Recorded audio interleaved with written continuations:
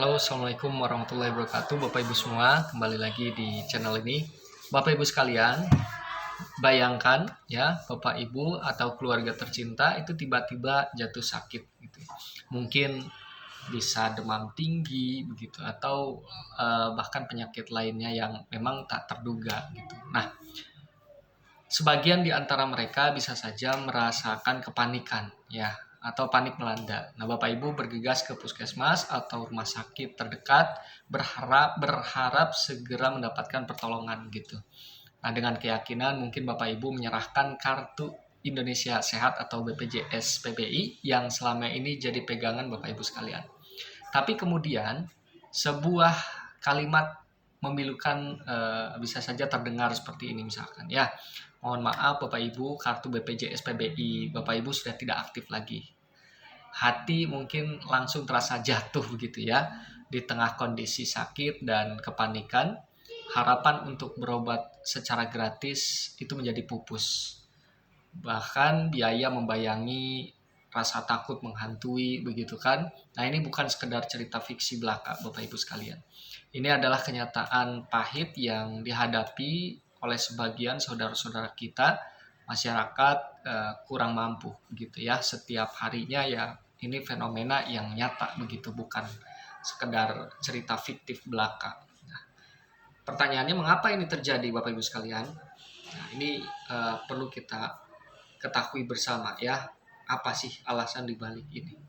Lalu mengapa hal itu bisa terjadi ya? Mengapa BPJS PBI atau KIS PBI yang gratis itu, yang seharusnya menjadi jaring pengaman, tiba-tiba dinonaktifkan saat paling dibutuhkan? Nah, Bapak Ibu sekalian, sejak tahun 2026, khususnya pemerintah melalui Kementerian Sosial, memang secara rutin melakukan pembaruan data ya. Mereka menyaring siapa saja yang masih layak menerima bantuan iuran tersebut ya. Dalam hal ini bantuan BPJS PBI atau BPJS gratis begitu ya, agar tepat sasaran. Nah, ini disebut verifikasi kelayakan data. Tujuannya sebetulnya baik ya Bapak Ibu sekalian, untuk memastikan bantuan sampai ke yang benar-benar membutuhkan. Namun dalam prosesnya itu seringkali ada data yang terlewat atau ada warga yang sebenarnya masih layak tapi entah mengapa namanya ikut tercoret begitu.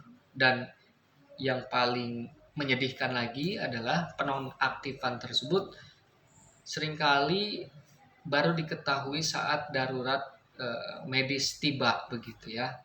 Tentu kondisi tersebut sungguh ironis ya. Tapi jangan putus asa dulu ya buat Bapak Ibu sekalian. Jika Bapak Ibu atau keluarga Bapak Ibu mengalami hal tersebut, ada cara yang bisa Bapak Ibu tempuh untuk mengaktifkannya kembali ya. Jadi di video ini saya akan menjelaskan langkah demi langkah agar Bapak Ibu tidak lagi merasa sendirian dan kebingungan ya dalam menghadapi situasi tersebut. Nah, ini bukan hanya sekedar cara-cara tetapi juga ini merupakan panduan untuk mendapatkan kembali hak Bapak Ibu atas layanan kesehatan. Mari kita simak dengan seksama ya, karena informasi ini mudah-mudahan saya harap ini bisa menjadi penyelamat di saat genting gitu ya. Nah, langkah yang paling awal dan paling penting buat Bapak Ibu adalah melakukan pengecekan status kepesertaan Bapak Ibu terlebih dahulu ya. Jangan menunggu sampai sakit untuk tahu. Jadi lakukan sekarang juga.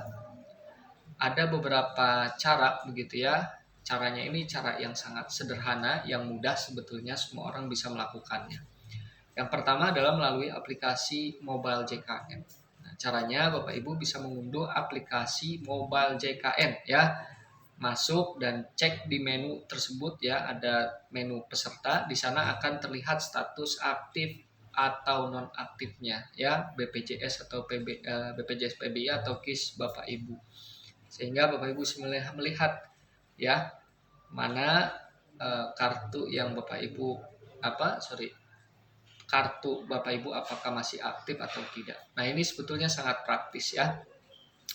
Kemudian Bapak Ibu sekalian, selain itu juga Bapak Ibu bisa melakukan melalui cara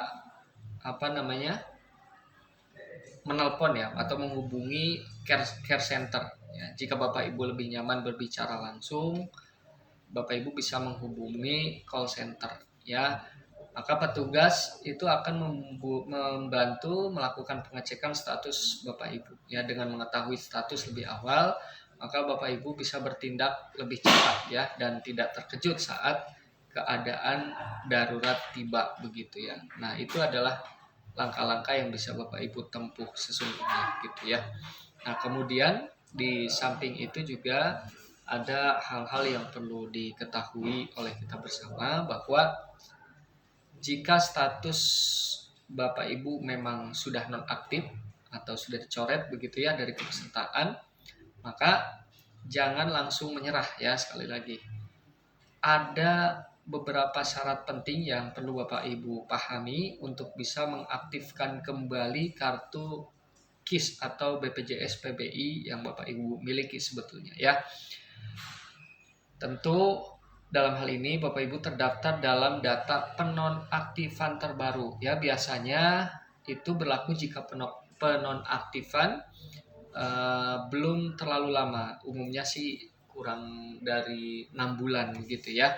Nah, kemudian Bapak Ibu yang perlu diketahui juga adalah masuk kategori masyarakat miskin atau rentan miskin. Nah, itu adalah merupakan kriteria utama ya bagi peserta BPJS PBI. Jadi Bapak Ibu harus bisa membuktikan bahwa memang Bapak Ibu berhak menerima bantuan tersebut ya.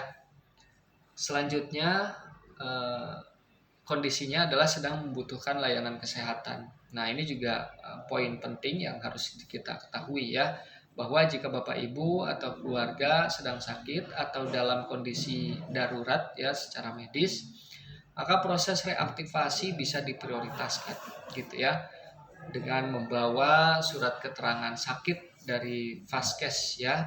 Gitu. Bapak Ibu bisa meminta surat keterangan sakit ya dari puskesmas maupun rumah sakit. Nah, ada bagian penting lainnya yang sebetulnya yang paling penting buat Bapak Ibu sekalian, yaitu jalur utama reaktivasi BPJS PBI adalah melalui dinas sosial setempat ya, itu bisa dilakukan.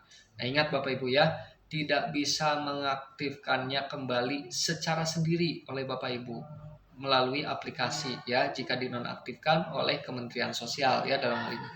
Nah, ini adalah proses berbasis data dan verifikasi langsung. Jadi ada beberapa langkah yang harus ditempuh ya oleh Bapak Ibu sekalian. Yang pertama tentu menyiapkan dokumen penting ya, membawa KTP asli, fotokopinya juga ya, kartu keluarga asli dan fotokopinya, serta kartu BPJS PBI yang sudah nonaktif ya jika ada begitu. Nah, kemudian jika ada surat keterangan sakit dari puskesmas atau rumah sakit, itu juga akan sangat membantu ya. Dokumen itu memang menjadi syarat yang harus dilengkapi. Selanjutnya Bapak Ibu bisa mendatangi kantor dinas sosial di kabupaten atau di kota setempat ya. Sampaikan ya oleh Bapak Ibu maksud dan tujuan Bapak Ibu adalah untuk mengaktifkan kembali ya BPJS PBI atau KIS yang gratisnya itu ya, yang sudah dinonaktifkan ingin diaktifkan kembali. Selanjutnya Bapak Ibu sekalian, nanti akan masuk proses verifikasi dan pengajuan gitu ya.